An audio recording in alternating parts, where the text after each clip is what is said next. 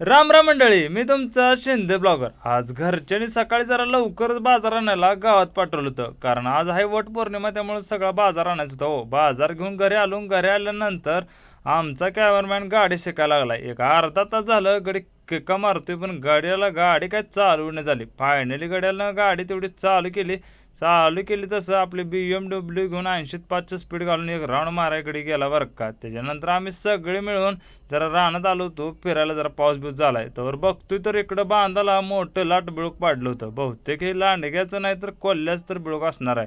आता ही बिळूक मोजून घ्यायला लागते म्हणल्यानंतर मग काही येताना बारकी सैनिक पण आणली होती. पटापट या सैनिकाला दगड बिगड उचलायला लावली बघा. आणि मी आपण दगड उचलीन पटापट तेवढं बिळूक पॅक करून घेतलं बघा.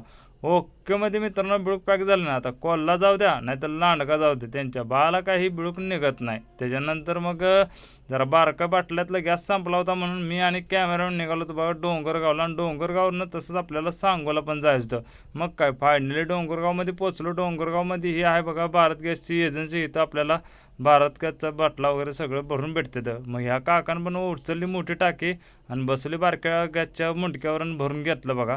तिथनं मग सांगोला आलो. सांगोला आल्यानंतर पहिल्यांदा तर आपण गायत्री मार्टमध्ये शिरलो, कारण इथं आपल्याला घ्यायचं होता बाजार. सगळं लागणार होते. मग काय पटापट तुमच्या भावाने सगळं बाजार घ्यायला सुरुवात केली. बाजार घेतल्यानंतर टाकलं बाजारच पोतं, परत गॅस बीस सगळ्याला भरलेलं घेतलं बघा गाडीवरून टाकलं, निघालो की हो घरी. हो